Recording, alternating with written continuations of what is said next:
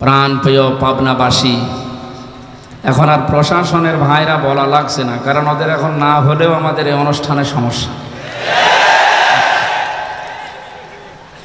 কি একটা কায়দা করে রেখেছিল বলেন তো 16 বছর। এই পাতি নেতা থেকে শুরু করে এসপি ডিসি পর্যন্ত, এমনকি বিনা ভোটের এমপি পর্যন্ত পারমিশন না দিলে হবে না। এবার বিনা ভোটে এমপি হয়ে দেখেন, পিটিএ মেরে ফেলবে মানুষ। এই জন্যে প্রশাসনের ভাইরা এটা আর বললাম না। এই আজকে মনে হয় লালন শাহ ব্রিজ পার হওয়ার সময় মেজর জেনারেল কল দিয়েছিলেন, যিনি এখন দায়িত্বে আছেন। আরে বলছে, হুজুর আমির হামজান জি, যেহেতু প্রশাসনে আছে, ডিসিএফআই আছে, গোপনে যেন কথাগুলো বাইরে না বলাই ভালো। তারপরেও কিছু বলছি সতর্কের জন্য। উনি বললেন, আল্লাহর কোরআনের কথা বলার জন্য এতদিন যারা বাধা দিয়েছে, যদি কোনো জায়গায় বাধা পান আপনি সরাসরি নাম্বার সেভ করে রাখেন, আমারে জানাবেন, ঠ্যাং ভেঙে ফেলবেন। কিন্তু দুইটা কথা আমাকে জানিয়েছে, বলছে মিজানুর রহমান আজহারি কিছুদিন পরে আসবে দেশে। আমি যেহেতু মালয়েশিয়া ছিলাম কিছুদিন, কথা বললাম ভাইয়ের সাথে, বলছে যাব কয়েকদিন পরে, আর একটু শান্ত হোক, কারণ শয়তানরা তো এখনো বসে নেই। আমি বাইরে গিয়েছিলাম সিঙ্গাপুর, মালয়েশিয়া, ওরা আমার বিরুদ্ধেও ষড়যন্ত্র এখনো চালাচ্ছে, কারণ এরা দেখছে এ তো ঝামেলা থাকলে আমাদের পিঠের চামড়া জনগণ তুলে ফেলবে। অনেক দুইটা কথা জানিয়েছে, আমি জাতির উদ্দেশ্যে বলছি, যেহেতু এটা রেকর্ড হচ্ছে, কালকে সারা দেশে ছড়িয়ে যাবে। অন্তর্বর্তীকালীন সরকারের যিনি এখন প্রধান দায়িত্বে আছেন, ডক্টর মোহাম্মদ ইউনূস, ঘোষণা দিয়েছেন গত পরশুদিন, আল্লাহর কোরআনের কথা এ বাংলার জমিনে বলার জন্য কোনো সলিমুদ্দির অনুমতির প্রয়োজন নেই। সুতরাং আলহামদুলিল্লাহ, আমরা মুক্ত বাতাসে মুক্ত কণ্ঠ দিয়ে আল্লাহর কোরআনের কথা মানুষদেরকে শোনাতে পারবো। জেলখানার ভেতরেও আমার কথা বলতে দিত না, আমারে আর মাওলানা মামুনুল হককে, অথচ আপনারা চুপ করে থাকবে। ঈদের নামাজও পড়তে দেয়। একটা হিন্দু পেয়েছিলাম জেলার আর সোফার, ও তো আর আলেম সালেম বোঝে না, ওর কিছু সব সমান। উনি জানিয়েছে যে তাফসির মাহফিল যারা করে, কোরআনের অনুষ্ঠানগুলো, কমিটিকে আপনি আগে থেকেই বলে দেবেন। এটা আমি এই ভাইকে ছিল সাথে, মৌলানা হোসাইনও শুনছিল, কমিটিকে বলবেন যে মহিলা প্যান্ডেল যেন একটু আলাদা করে, ওখানে যেন কোনো পুরুষ মানুষ না যায়। এক নাম্বারে এটা আমাকে জানাতে বলেছে। কালকে থেকে যত জায়গায় মাহফিল আছে বাংলাদেশে, আগে থেকে কমিটিরে জানাবেন। দ্বিতীয় নম্বর জানিয়েছে, মেয়েদের ওই জায়গাতে অন্তত 5-7টা 10টা ওয়াশরুম বানিয়ে দেবেন, এই সাময়িক কিছু সময়ের জন্য, যেন কষ্ট না হয়। এই দুইটা মেনে চলতে বলবেন। বাকি কোনো সমস্যা নেই, কোরআন যেভাবে আল্লাহ উপস্থাপন করতে জানিয়েছে ওইভাবে মানুষকে জানাবেন। আমরা দল মত নির্বিশেষে এদেশে আমরা একটা পরিবার। যদিও এমন সময় কথা বলছি যে সময় ভারতের একটা কালো চিন্তার কারণে আমাদের 8টা-9টা জেলা বাংলাদেশে এখন পানির নিচে। আমিরে জামাত ডক্টর শফিকুর রহমান সহ যে মানুষগুলো আজ ত্রাণ দেওয়ার জন্য গিয়েছে, আল্লাহ তাদেরকে হায়াতে তজ্জেবা সিহাতে কুল্লিয়া দান করুন। যাদের টাকা পয়সাগুলো ওখানে যাচ্ছে, মনে করবেন এটা সবচাইতে এখন বড় জিহাদ, এই মানবতার পাশে দাঁড়ানো। জিহাদের নাম নিয়ে উল্টাপাল্টা ফতোয়া দিয়েছে মানুষগুলোকে, আজ জঙ্গি, উগ্রবাদ, বিভিন্ন নাম দিয়ে মামলা হামলা দিয়ে হয়রানি যারা করেছে, তাদের এই চক্রান্ত জাতি এবং বাইরে যারা আল্লাহ রসুল বিশ্বাস করে না, খ্রিস্টান, ইহুদি, তারাও বুঝে ফেলেছে।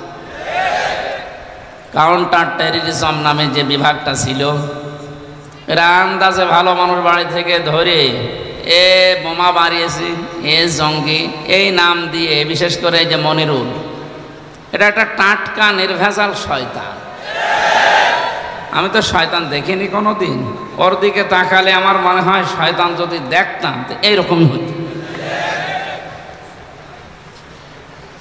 মাটির নিচে আমারে যে ঘরে নিয়েছিল, এ সমস্ত কথা বলতে ওনারা আসার সময় বলেছিল, যা যা করলাম বাইরে যে কিছু বলবেন না, এই জন্য আর বলতেও পারছি না, থাক। হ্যাঁ, বলে আমি আবার ফের ধরা খাই, আর ধরা খাবো না ইনশাল্লাহ।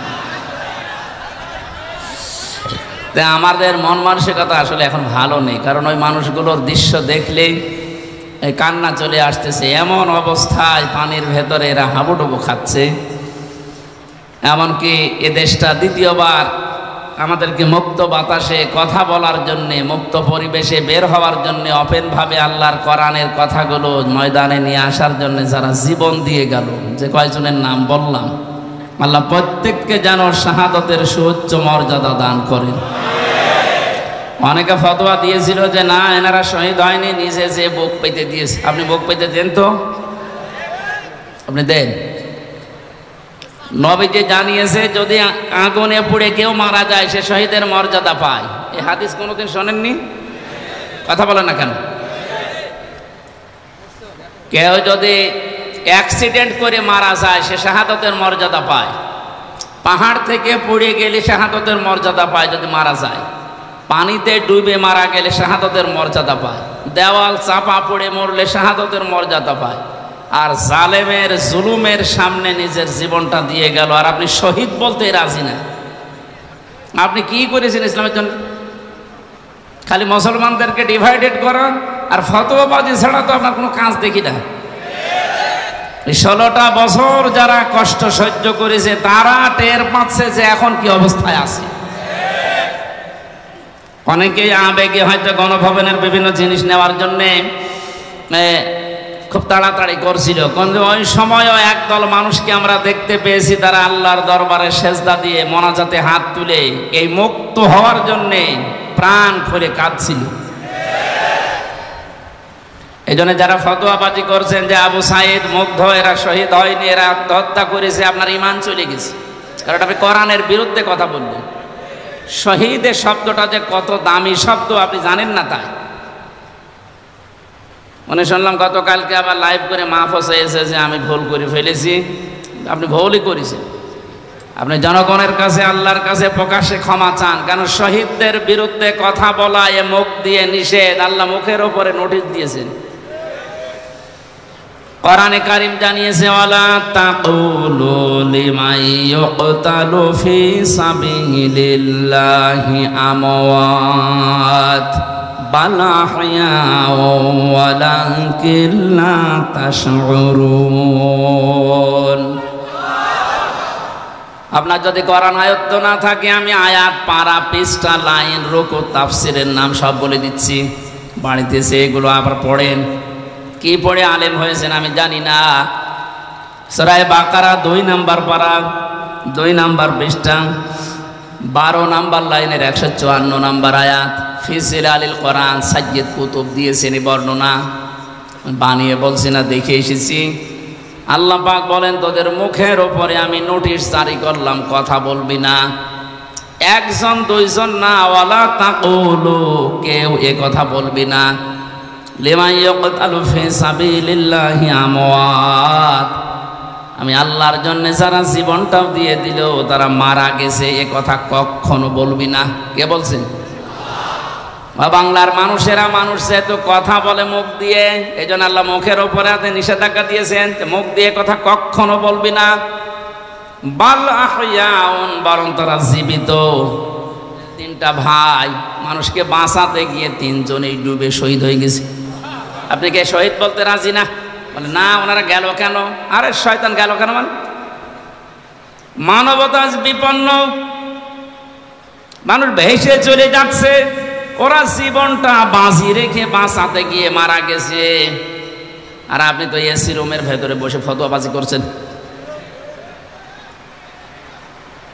শায়েখ আহমদুল্লাহ, ডক্টর আব্দুল হাই সাইফুল্লাহ, এই সমস্ত মানুষগুলো আজ যা করছে, এইরকম যদি এই দেশে যত নামধারী আমরা আলেম আছি সব যদি এগিয়ে যেতাম, আমার মনে হয় এই বানভাসী মানুষের কিছুটা হলেও কিছু উপকার হতো। আমরা কুষ্টিয়া, পাবনা, মেহেরপুরে সমস্ত জেলাগুলো একটু উঁচা, তো পানি তো কি টের পান না। রংপুর বিভাগের মানুষেরা, আর ওদিকে ফেনী, নোয়াখালী, সিলেট অঞ্চলের মানুষেরা টের পাচ্ছে এখন এই আগ্রাসনের কারণে। আজকে এই ঘন্টাখানেক আগে দেখলাম পানি ফেনী জেলা থেকে নামতে আরম্ভ করেছে, মহিপাল থেকে, এবং যেখান থেকে পানি এসেছিল পানি ওদিকে উল্টা যাচ্ছে আবার। এই যে লক্ষ লক্ষ মুসলিমদের এখন চোখের পানি। গত রাতে আমি তাহাজ্জুদের নামাজ পড়ে আল্লাহকে কান্নাকাটি করে বলেছিলাম, আল্লাহ সকাল হতে হতে যেন একটা সুসংবাদ শোনা যায় যে পানি থেকে মানুষ মুক্ত হচ্ছে। দোয়া আমার মনে হয় এই পাবনা জেলায় পার হতে হতে দোয়া কবুল হয়ে গেছে। কারণ নবীজি জানিয়েছেন, ইত্তাকি দাওয়াতাল মাজলুম, মজলুমের বরদোয়া থেকে নিজেকে বাঁচিয়ে রাখবা। ফাইন্নাহা লাইসা বাইনাহু ওয়া বাইনাল্লাহি হিজাব, মজলুমের ভেতরে আর আল্লাহর ভেতরে কোনো পার্থক্য থাকে না, ও দোয়া করলেই কবুল হয়ে যায়। এই জন্যে মজলুমের চোখের পানি যত পড়ছে, আল্লাহ রাব্বুল আলামিন আমার মনে হয় দোয়া কবুল করে এই বানভাসী মানুষদের দুঃখ কষ্ট লাঘব করছে। ইতিহাস যেটা পড়েছি, ফেরাউন ধ্বংস হওয়ার পর এবং হস্তি বাহিনীর যে নাম শুনি আমরা, কাবা ঘর ভাঙতে এসেছিল, পৃথিবীর বড় বড় জালেম দুনিয়ায় যারা বিদায় নিয়েছে, এরা বিদায় নেওয়ার পরে কয়েকটা চিহ্ন নিদর্শন পৃথিবীর মানুষ দেখেছে। তার ভেতরে এই বৃষ্টি একটা, পানি একটা, বন্যা একটা, যাই বলে, এগুলো একদিন, 2 দিন, 5 দিন, 40 দিন একাধারে স্থায়ী হওয়ার কারণে ওই এলাকাকে আল্লাহ এমন ভাবে উর্বর করে দিয়েছে, ওদের অভাব অনটন আল্লাহ ওইটার কারণে দূর করে দিয়েছে। সুতরাং আপনারা ক্ষতি করার জন্য যেটা করছেন এটা আমাদের উপকার হবে ইনশাআল্লাহ। আজকে এই যে নাটোর থেকে আমার সাথে এক ভাই উঠলো, কি মৌলানা মোজাম্মেল হক, উনি আসার সময় বলছিল আমারে রেখেছিল জেলখানার ফাঁসির কন্ডেম সেলের ভেতরে। আমি যে 3 বছর ছিলাম, আমার সাধারণভাবে দেয়নি, ওই ঘরের ভেতরে 24 ঘন্টা তালা লাগানো।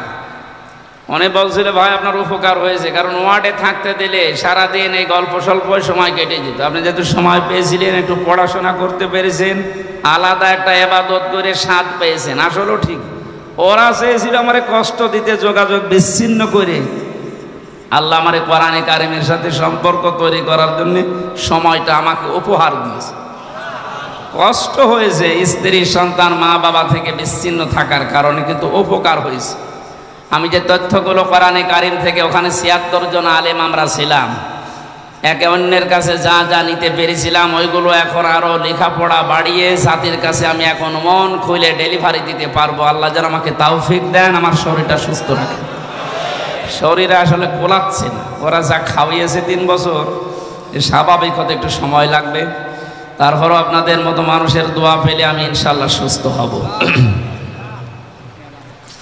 মাহফিলের প্রধান অতিথি হাফেজ মাওলানা ইকবাল হোসাইন, উনি যাওয়ার সময় বলছিলেন যে কমিটির ছেলেরা এখানে যে টাকা পয়সাগুলো কালেকশন করছে, এর খরচ বাদ দিয়ে টাকাগুলো তারা বানভাসী মানুষের এই দুঃখ কষ্ট লাঘব করার জন্য পাঠাবে। এক মুসলমান আর এক মুসলমানের ওপরে যে 6টা হক আছে, অধিকার আছে, তার ভেতরে এইটা একটা, যে ও বিপদে পড়লে আপনি এগিয়ে যাবেন। এজন্য আহ্বান জানাচ্ছি, এই পাবনা থেকে, এই সিরাজগঞ্জ, কুষ্টিয়া, এত দূর থেকে সেই ফেনীতে যাওয়া আসা করে আপনার অনেক টাকা খরচ হয়ে যাবে। যদি 10,000 টাকা, 20,000 টাকা কেউ দিতে চান, আমি আজকে সকালে পাঠিয়েছি এবং কালকেও দেবো ইনশাল্লাহ।